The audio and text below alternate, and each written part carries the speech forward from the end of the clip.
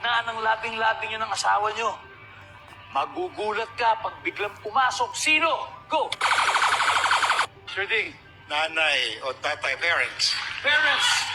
Nanay o tatay. Survey says... Top answer. Pass or play? Play. Play! Alright, here we go for the final round.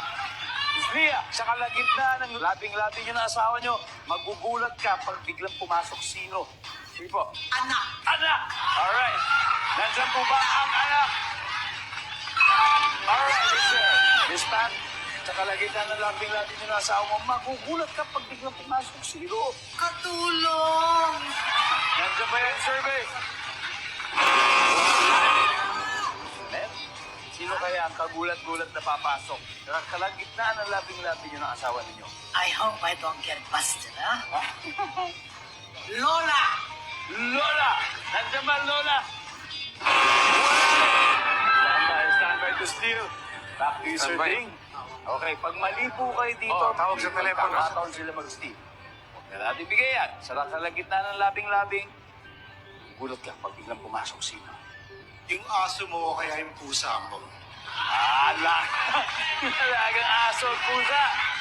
Istorbo daw. Survey says... Okay. Here we go. 259 points. Here's the thing. Kung mali sila, mapupunta sa inyo lahat ng puntos na yun. So you have to get this right. Okay? Sir Marco, kalagitnaan ng labing-labing, tapos biglang may pumasok. Sino kaya itong kagulat-gulat na pumasok na to? Aso or pusa? Pet. Aso or pusa. Okay? Sir Nonoy? Bulto. Multo. Talaga, katakbo-takbo talaga yun. Survey. Survey. Tawag sa telepono. Tawag sa telepono. Nag-ring yung telepono. Okay? Alright, Sir Haji, this is the last chance. Kalagitnaan ng labing-labing ng asawa mo, magugulat ka pag biglang pumasok sino. For the win, kailangan pumakuha nyo to. You have 3 seconds, sir. Yung pet na aso o pusa.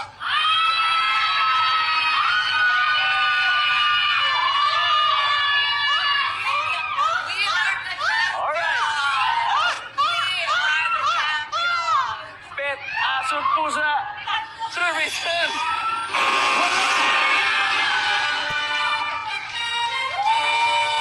Nasabi na po kasi kanina yun eh. Oo, nasabi nila habang nag-huddle kayo. Anyway, guys, now everybody number 3, please. Kapatid, number 4. Yung ex.